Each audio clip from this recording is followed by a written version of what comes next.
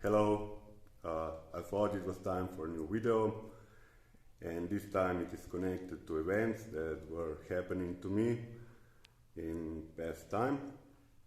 And as you know, I live from Social Security for about 10 years now. I'm unemployed, so it's really not easy. And to retain this, I need to apply on a job interviews from time to time. And this time I applied to something about artificial intelligence. I thought this might be interesting. And they invited me to a meeting, and now I would like to share this with you, maybe a little more extended video as usual. So I hope you will like it. For some they will find difficult, some they will see this as more easy. So let us proceed. So let us begin. I went on an interview. I won't tell where, that is confidential. And I met with two professors. And first things were as usual. They were asking me about my education, my job experience, and things like that. And I asked them what they expect. They didn't say much, just that they are computer scientists. And they asked me then if I was willing to answer two questions from them. And I said, okay, why not? Let us try. And this is how it went. First question was, we have the fertility rate, which is, let's say, different countries have, of course, different fertility rate, and it's known that in the developed world, this fertility rate goes down, and it's actually sometimes 1.8 child per woman. That means that we say this egg is 0.9 children per person. And the question is, if current population is X, say current population is X, we would like to know if the end population is epsilon, which is half of the X. So we would like to know when it will be half of population left. Knowing that the one generation lasts for 40 years, so we say G generation is 40 years, Earth. So that means that on average, women have children at the age 40, and men are also around 40. So the question is, how long it will take that the population drops on half? This was the question, and I kind of knew this because it's the same as when you're calculating the interest rates in your bank account. So this is how it goes. We say X times N is the first generation. Then comes next generation. And each time we multiply by this N. So many times that we get epsilon, which is X divided by 2. And this can be written a little different. X times N to the power of Z, where Z is this. So, this is Z, and this is the new equation.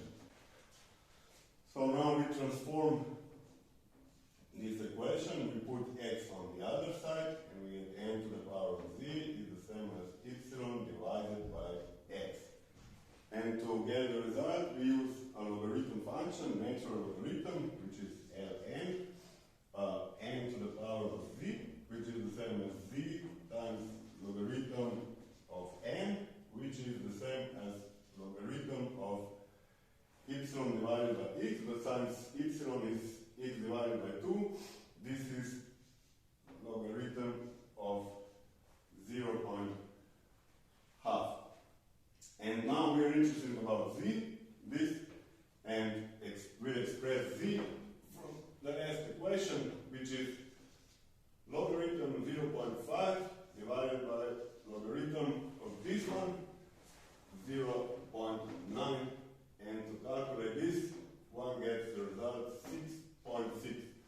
So in 6.6 generations, the population will be divided by 2. So if it's 300 million, then it will be 150 million left. And to divide years, we need to multiply this z by g, so finally we get the time. Time is g times z, which yields 264 years. So in 264 years, no matter the population, if the birth rate of course is 0.9, the population will be divided by half. And I succeed this one, they say it was good, so we proceeded to next one. And now I need to clean all this. I also provided myself with a new pencil, just everything for students, for my colleagues. So let's go on. So then came the next question. It was more for computer scientists, and it was from the other professor, and also more economical in the nature. And it's about this. We have a price of stocks through some period.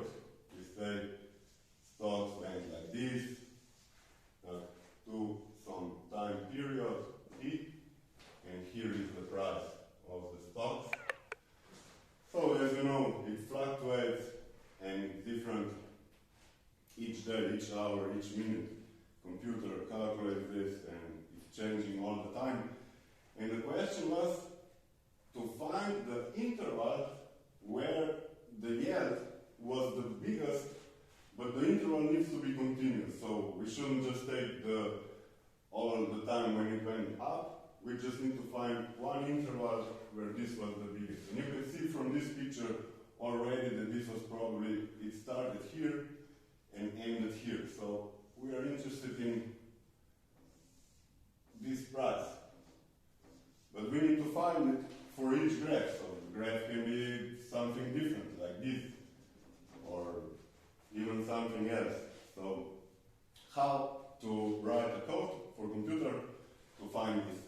And the point is, we need to divide this on, say, 100 intervals, starting with 0, and we go like this.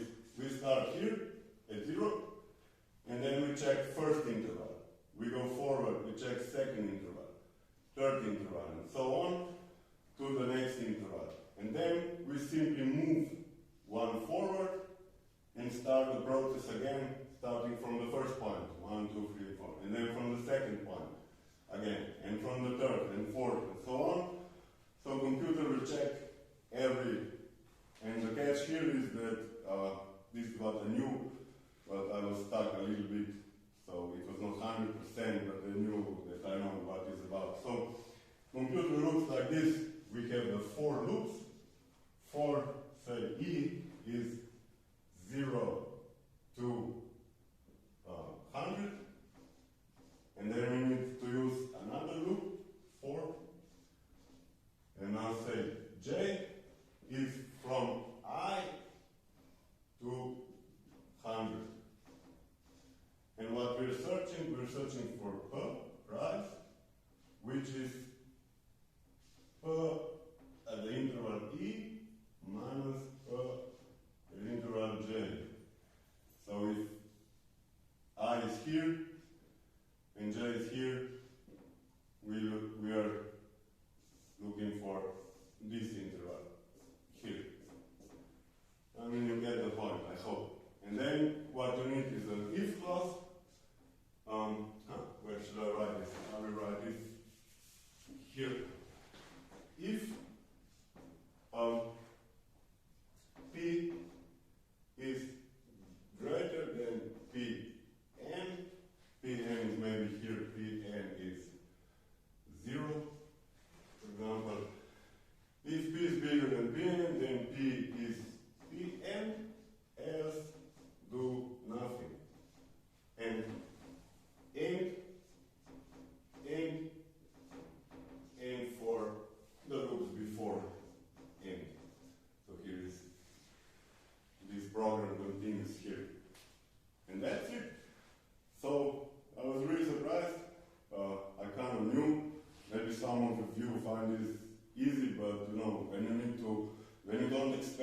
me to answer. Sometimes it's not so easy, but I managed to do it. And they said, I got a job, and they will buy me a new laptop. So next week, I'm expecting to get a new laptop, and I'm really happy. Maybe my team has something here also, but I don't know. So that's it. I hope you like it. Thank you for watching, and see you in the next video.